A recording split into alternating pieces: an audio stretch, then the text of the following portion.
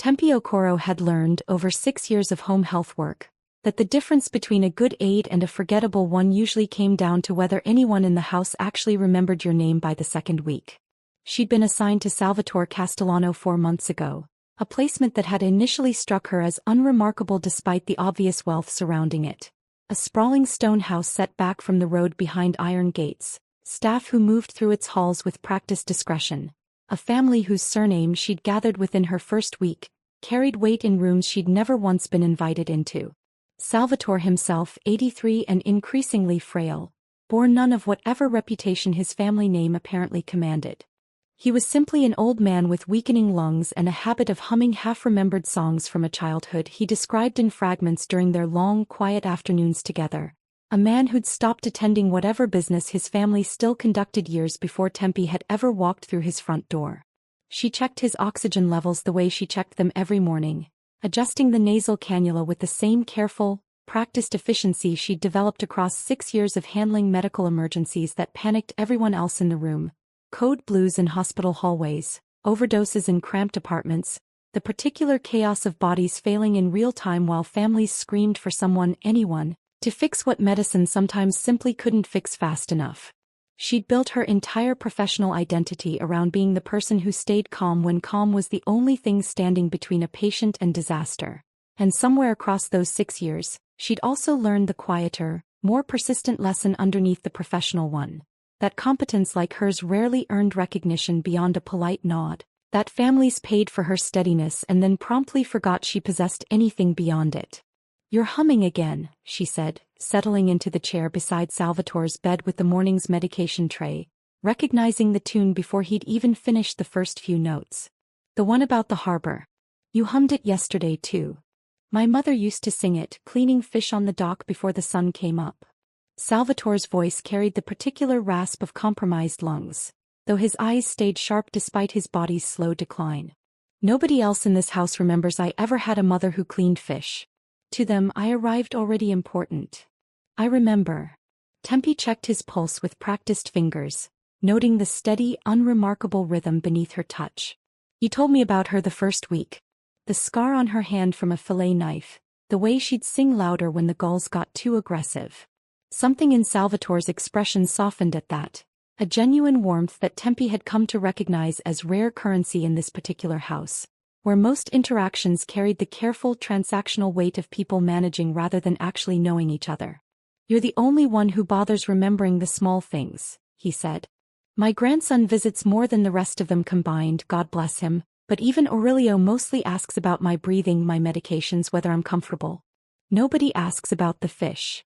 Maybe I have more time than your grandson does." Tempe smiled, setting the pill organizer within his reach. "Running an empire probably doesn't leave much room for fish stories." "Probably not." Salvatore's expression shifted, something more guarded entering it. "Though I sometimes wonder whether the empire leaves room for much of anything real, the longer any of them stay inside it." The house's security detail had thinned that particular afternoon in a way Tempe hadn't fully registered until much later. The usual rotation of 2 guards near the front gate reduced, through a scheduling gap nobody on staff had questioned closely, to a single man who'd been pulled temporarily to cover an unrelated perimeter check on the property's eastern boundary. Tempe had noticed the quieter hallways only peripherally, attributing the unusual stillness to an ordinary lull rather than anything requiring her attention, focused instead on Salvatore's breathing, his blood pressure, the small, accumulated details of a job she'd performed with the same careful thoroughness for 6 years regardless of whether anyone in the house ever noticed the thoroughness at all. She was adjusting his oxygen tubing when the sound reached her. Not loud, not immediately alarming, just a specific wrong creak from somewhere near the house's side entrance. The kind of sound a careful ear trained by years of hospital corridors and emergency rooms recognized as different from the ordinary settling of an old house's bones. Tempe went still, listening, and heard it again, closer now, footsteps moving with a deliberate quiet that had nothing to do with any staff member's normal cadence through these halls. "Mr. Castellano." She kept her voice low, urgent but controlled, already moving toward the door to check the lock. "I need you to trust me right now, and I need you to move as quickly as your legs will let you." Salvatore's confusion registered plainly on his face. the particular disorientation of a frail, elderly man being asked to move fast when moving fast hadn't been part of his physical vocabulary in years. "What's happening? Tempe, what?" "I don't know exactly, and I don't have time to figure it out standing here." Tempe was already at his side, one arm bracing under his shoulder with the same practiced efficiency she'd used 100 times to transfer patients who couldn't manage the movement alone. "Someone's in the house who shouldn't be.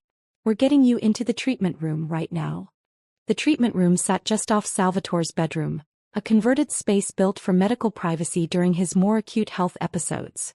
Reinforced walls for equipment storage, a door that locked from the inside with a solid deadbolt nobody had ever expected to matter for anything beyond keeping curious grandchildren from disturbing delicate machinery. Tempe guided Salvatore through the doorway with a speed that clearly cost him considerable effort, his breath already labored from the unaccustomed exertion, and eased the door shut behind them with a controlled quiet that betrayed none of the adrenaline flooding through her own chest. She threw the deadbolt, then immediately assessed the room with the same rapid, methodical attention she'd once brought to triaging a chaotic emergency room floor. A single door, no windows, Salvatore's spare oxygen equipment stored in a heavy metal case against the far wall. She dragged the case toward the door, wedging it beneath the handle with a controlled, practiced force, understanding that the deadbolt alone might not hold against someone genuinely determined to breach it.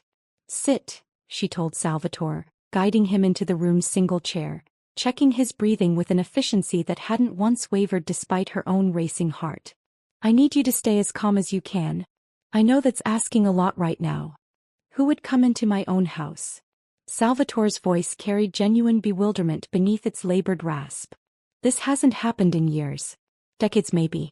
My family made peace with everyone who mattered long before you were even born." "I don't know, and right now it doesn't matter."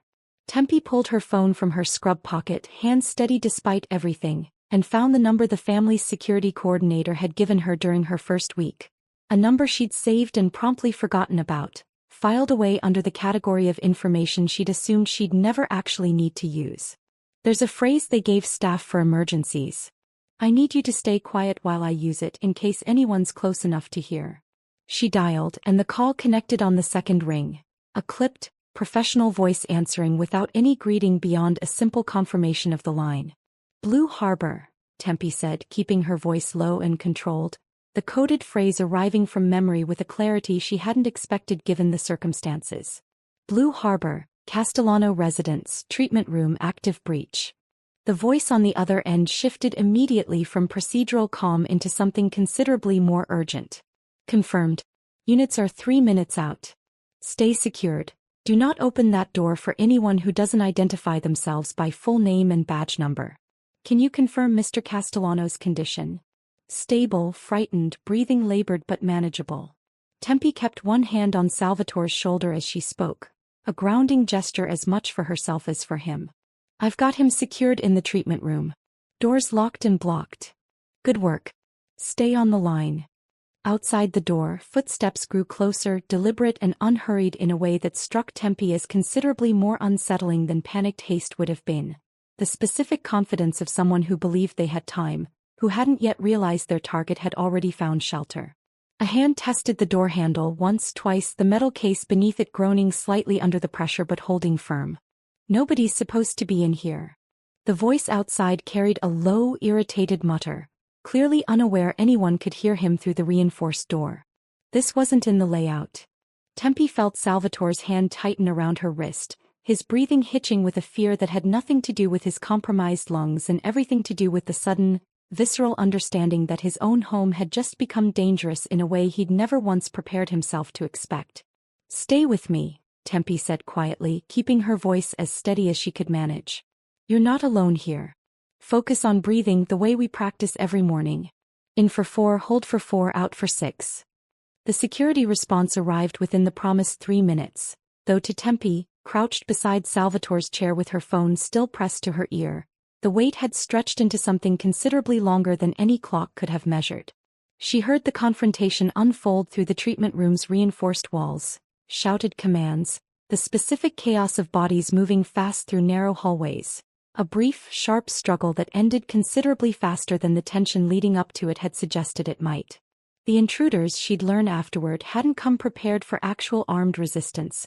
Their plan built entirely around the assumption of an empty house and an unguarded, elderly target.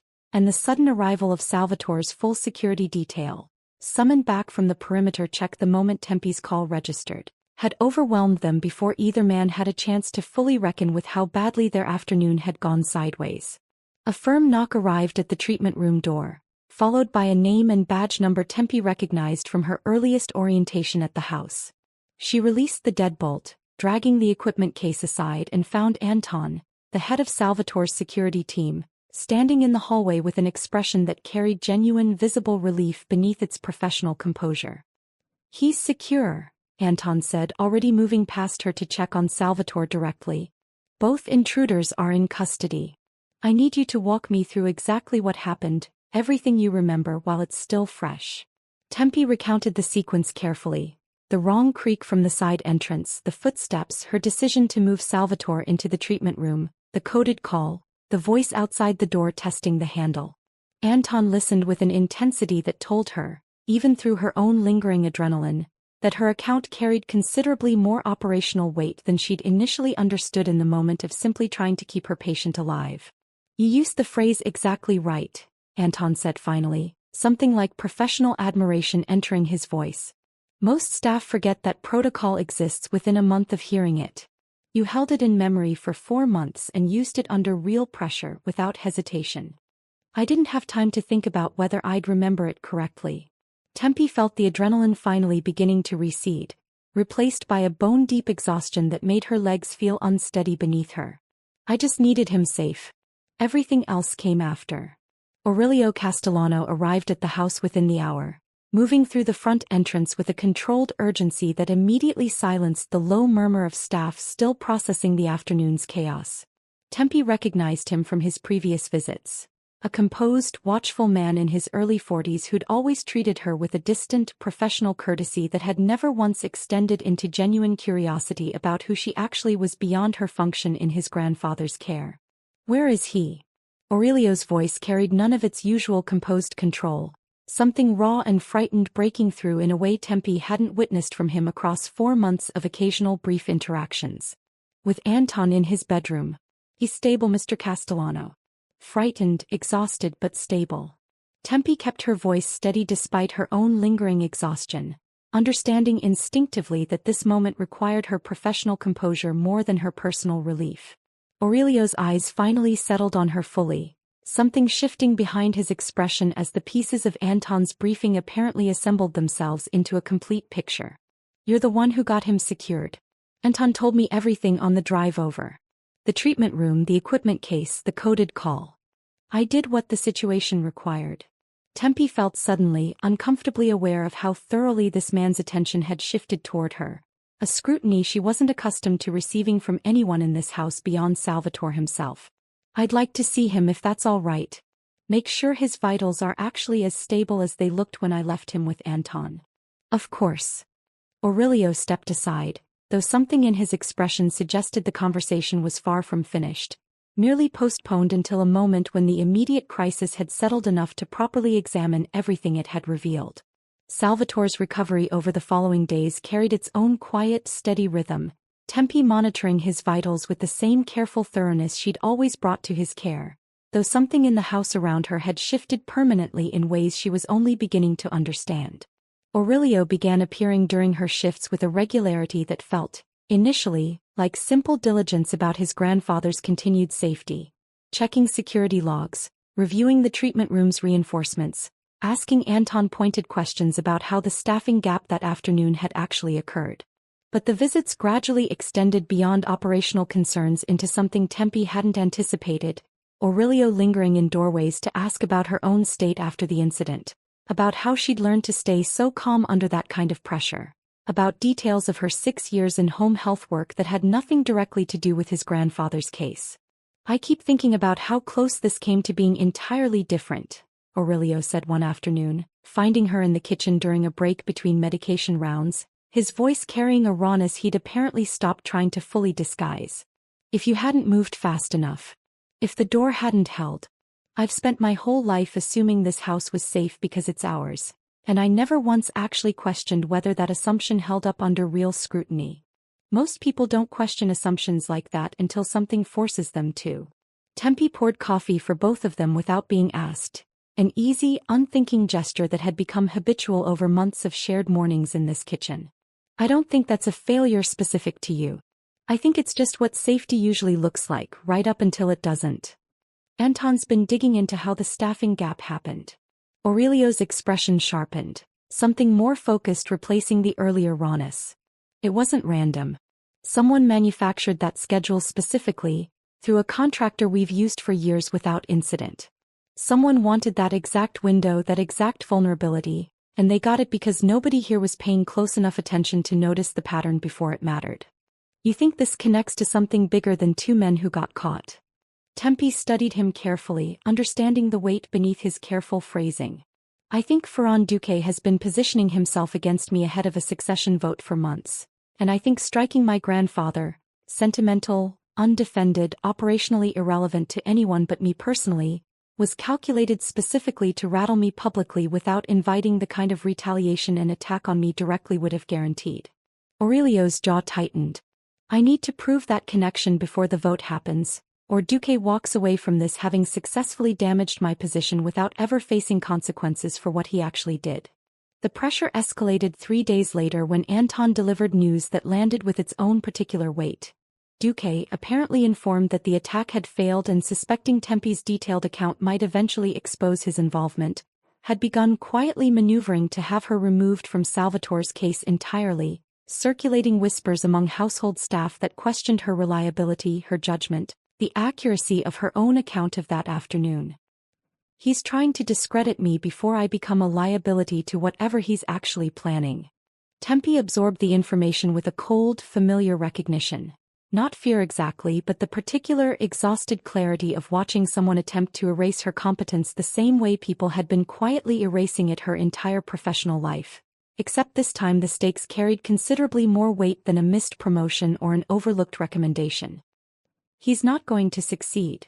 Aurelio's voice carried an absolute certainty that Tempe hadn't yet heard from him across their growing, careful familiarity. I need you to trust that I'm taking this seriously, not just as an operational problem, but as something considerably more personal. You saved my grandfather's life while my own organization's security failed him completely. I'm not going to let Duque's manipulation erase that or you from this house. Aurelio traced the falsified staffing report back through the same scheduling contractor Duque's organization had used for years, uncovering a paper trail that grew more damning with each layer he peeled back. A temporary reassignment authorized through a signature that, on closer forensic examination, didn't match any legitimate approval chain within Salvatore's actual security structure. The contractor's been compromised for months, probably longer. Aurelio laid the documentation across Salvatore's kitchen table, Tempe seated across from him during a rare quiet evening between her shift duties. Someone paid for access to our scheduling system, specifically to identify and then manufacture exactly the kind of gap that let those two men into this house. That's not opportunistic. That's patient, deliberate planning. And you can prove it connects to Duque specifically? Tempe studied the documents with genuine interest, understanding the weight this evidence would eventually carry even as the specifics of organizational politics remained largely foreign to her. Almost. Aurelio's jaw tightened. I have a falsified schedule. I have a compromised contractor. What I don't have yet is a direct financial link connecting Duque personally to the payment that corrupted the scheduling system. Without that, this stays circumstantial enough that he could plausibly claim ignorance, blame a rogue employee, walk away from the succession vote with his position largely intact. The pressure from Duque's camp intensified over the following week, whispers among household staff hardening into something considerably more direct when a formal complaint arrived through the family's internal channels, questioning Tempe's continued presence in Salvatore's care and citing vague, unsubstantiated concerns about her judgment during the incident. They're saying I panicked, Tempe told Aurelio, showing him the complaint's careful, deniable language during one of their now regular evening conversations. That I may have exaggerated the threat, that a more experienced security professional would have handled the situation without needing to lock Salvatore away and call for backup. That's absurd, and everyone who actually reviewed the incident knows it's absurd. Aurelio's anger carried a controlled precision rather than mere outrage. You made exactly the right calls in exactly the right sequence, under real pressure most trained professionals would have struggled to match. This complaint isn't really about your judgment. It's about discrediting you before your account becomes evidence that matters at the succession vote. I understand what it's actually about. Tempe met his eyes steadily, feeling something complicated settle in her chest. Not quite anger, though anger lived somewhere close beneath the surface, but a familiar, exhausted recognition of watching her competence questioned by people who'd never once bothered to actually witness it directly. I've spent 6 years being the person nobody remembers until they desperately need someone steady in a crisis. I'm not particularly surprised that someone with real power decided my account was inconvenient enough to attack. You should be angry about it.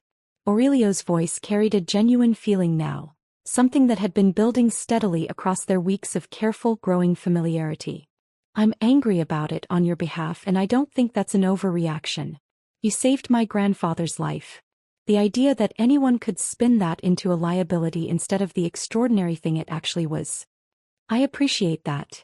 Tempe held his gaze, something warm moving through her chest despite the exhausting pressure of the past week. But I need this resolved through actual evidence, not just your anger on my behalf, however genuine that anger is. What happens if you can't find the financial link before the vote? Then I present everything I have anyway, and I let the organization's leadership draw their own conclusions from a pattern that's damning even without a single perfect piece of proof. Aurelio's voice carried a quiet, absolute determination. I'm not walking into that vote pretending this didn't happen, or that you didn't matter to how it turned out. The financial link arrived 2 days before the succession vote, delivered through a forensic accountant. Aurelio had quietly retained the moment Anton's investigation first uncovered the compromised contractor, and it landed with a weight that finally, completely closed the circle Aurelio had been carefully assembling for weeks. Duque's personal account, routed through 2 shell entities designed specifically to obscure the connection, paid the contractor 11 days before the attack. Aurelio spread the final documentation across the kitchen table, his voice carrying a controlled, focused satisfaction that had replaced the raw anger of the previous week. The timing lines up exactly with when the scheduling gap first appeared in the system. This isn't circumstantial anymore. This is proof. Tempe studied the documentation with a complicated mixture of relief and lingering apprehension, understanding that whatever came next would require her own account to hold up under scrutiny considerably more formal and consequential than anything she'd navigated so far. What happens now? I present this to the full leadership before the vote, alongside your account of exactly what happened that afternoon. Aurelio met her eyes directly. I need you there, Tempe. Not as evidence I simply describe secondhand, but as someone who tells them directly in your own words, exactly what you did and why it mattered.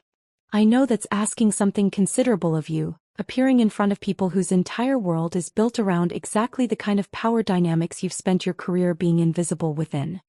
Tempe sat with the request for a long moment, feeling the old, familiar instinct rise, the pull toward staying comfortably behind the scenes, letting Aurelio carry the confrontation on her behalf the way powerful men in his position usually manage difficult moments for the people beneath them. She recognized the instinct clearly, the same one that had kept her quietly competent and quietly unrecognized across 6 years of careful, thorough work that rarely earned her more than a polite nod. I'll be there, she said finally, the decision arriving with a clarity that surprised her. I'm not interested in being described secondhand, the way Duque's complaint described me secondhand, in language designed to make my judgment sound smaller than it actually was. If my account matters to this vote, I want to give it myself. Thank you. Something genuine and unguarded moved through Aurelio's expression. I want to be clear about something else too, separate from tomorrow's vote. This past month, getting to know you beyond just your role here, that's mattered to me considerably more than I expected it to, when I first started finding reasons to linger in doorways during your shifts. I noticed the lingering. Tempe allowed herself a small, genuine smile, something that had grown easier around him over these past weeks of careful, accumulating trust. I wasn't sure at first whether it was genuine interest or just guilt about how close your grandfather came to real danger under your family's watch. It started as guilt, if I'm honest. Aurelio's voice carried an honesty that matched her own directness. It became considerably more than that within the first week. I don't think I've had a relationship in my adult life that wasn't complicated by business calculation somewhere underneath it, except for the one with my grandfather. I didn't expect to find a second one, especially not with someone my own organization had never bothered to actually see clearly until she saved the only relationship I had left that felt entirely real. The leadership meeting convened the following afternoon in a conference room considerably more formal than anywhere Tempe had previously navigated in her 6 years of quiet, unremarkable professional life. A long table surrounded by men whose careful, watchful authority reminded her, uncomfortably, of every room where her competence had once been measured and found convenient rather than genuinely valued. Ferran Duque sat near the table's far end, composed and confident in a way that suggested he remained entirely unaware of exactly how thoroughly his careful planning was about to unravel in front of the same audience he'd hoped to influence in his favor. "Before we proceed to the succession vote," Aurelio said, standing at the table's head with a controlled authority that carried none of his earlier raw anger, just methodical, devastating precision, "I need to present information relevant to an incident 3 weeks ago, involving an attack on my grandfather that several of you have already heard partial, inaccurate accounts of." He laid out the evidence methodically: the falsified staffing report, the compromised contractor, the financial trail connecting Duque's shell entities directly to the payment that had created the exact security gap the attackers exploited. The room's temperature shifted visibly as he spoke, several leadership members exchanging glances that carried genuine, dawning alarm as the full scope of Duque's calculated sabotage became undeniable. "This is absurd." Duque's composure cracked for the first time, something desperate entering his voice. "Circumstantial connections manufactured to discredit me ahead of a vote you know you're losing on merit alone. The financial trail isn't circumstantial."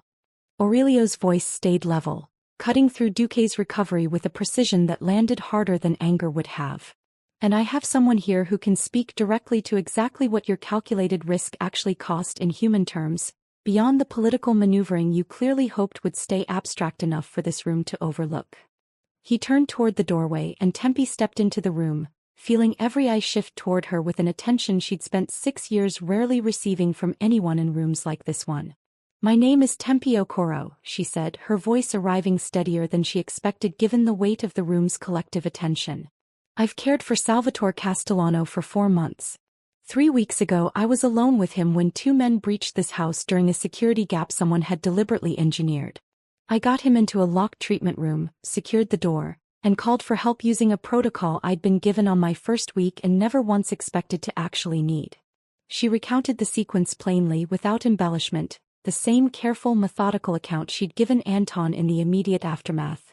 The wrong creak, the footsteps, the decision to move fast rather than freeze, the coded call that had brought help before the situation could turn into something considerably worse than a frightened old man and a locked door. "Mr. Duque's people circulated a complaint questioning my judgment that afternoon," she continued, meeting Duque's gaze directly across the table. "I'd like this room to understand exactly what that complaint was actually protecting. Not concerned about my competence. Concern about my account becoming evidence of exactly what you're all looking at right now." Duque's expression finally, completely collapsed, the calculated confidence giving way to something raw and cornered as the room's leadership absorbed the full weight of what his sabotage had actually cost. Not just an elderly man's terrifying afternoon, but the transparent, self-serving fraud he'd apparently believed would never surface clearly enough to matter. "This meeting is adjourned regarding the succession vote until this matter is fully investigated," the eldest leadership member said finally, his voice carrying absolute, final authority. "Mr. Duque, I'd suggest you retain counsel before we reconvene." 3 months later, Salvatore sat in his garden on a mild afternoon, humming the harbor song with a strength in his voice that hadn't been present in the weeks immediately following the attack. His recovery finally, fully complete in ways that extended beyond his physical health into something steadier and more settled throughout the entire household. Tempe had stayed on, not out of any lingering obligation but because she'd chosen to, understanding now, with a clarity that had taken the entire ordeal to fully earn, exactly how much this particular position had come to mean beyond its paycheck. The house's security operated under an entirely different standard now. Anton's team expanded and rigorously vetted. Every staffing decision reviewed through channels that made another manufactured gap considerably harder to engineer undetected. "You're thinking about something," Salvatore observed, watching her from his garden chair with the same sharp attention that had never once dimmed despite his physical frailty. You get a particular look when you're turning something over carefully in your mind. I'm thinking about how close everything came to going entirely differently. Tempe settled into the chair beside him, the same easy familiarity that had characterized their afternoons together since her very first week in this house. Not just that afternoon. The complaint afterward too. If Aurelio hadn't taken it seriously, hadn't actually investigated instead of just believing whichever account was more convenient. But he did take it seriously. Salvatore's voice carried a warmth that had grown steadily since the incident. Something in his relationship with his grandson visibly deepened by watching Aurelio's fierce, uncompromising defense of the woman who'd saved his life. My grandson finally learned to actually see the people around him clearly instead of just efficiently. That's not a small thing, Tempe, whatever else came out of that terrible afternoon. Aurelio found her in the garden an hour later, settling into the space beside her with the same easy comfort that had grown between them steadily across the past 3 months. No longer the careful, professional distance he'd once maintained toward anyone in his grandfather's household staff. Duquesne's formally removed from any leadership position, he said without preamble, watching her reaction carefully. The financial evidence held up completely under full investigation. He's finished in any capacity that matters within this organization. That's good news. Tempe studied him, recognizing something else beneath the simple report. But that's not really why you came to find me right now, is it? No. Something warm entered Aurelio's voice. I wanted to tell you that the succession vote finally happened properly last week. I've been formally confirmed in the position Duque spent months trying to undermine. He paused, meeting her eyes directly. I keep thinking about how none of that would have happened the way it did without you. Not just the practical evidence, though that mattered enormously. The reminder that competence like yours exists in every corner of an organization like mine, mostly unseen, mostly uncredited, until something forces the people with power to actually pay attention. I didn't do any of it to be seen. Tempe met his gaze steadily, honest in a way that had become her natural register with him over these past months. I did it because your grandfather needed someone steady, and steadiness is the one thing 6 years of this work actually taught me how to offer reliably. I know. Something genuine and unguarded moved through his expression. That's exactly why it mattered so much watching you offer it anyway without any expectation that anyone in this house would ever actually notice. He reached for her hand, the gesture carrying none of his earlier careful restraint, and Tempe looked at him, steady, finally, fully attentive in a way that had nothing to do with guilt or obligation and everything to do with genuine, hard-won recognition, and felt something settle permanently into place that had been building quietly since that terrifying afternoon in a locked treatment room. I'd like to keep learning what else you've never bothered to be recognized for, Aurelio said, something warm and certain moving through his voice. Not because I think you need my recognition to matter. Because I finally understand exactly how much I've been missing, in every room I've ever walked through without actually looking closely at who was steady enough to hold it together. If you'd spent years being competent and unrecognized, useful precisely because no one expected anything decisive from you, would you have found the same steady courage Tempe did, when the moment finally truly demanded it? Thank you for reading. There are more stories like this one waiting whenever you're ready for them.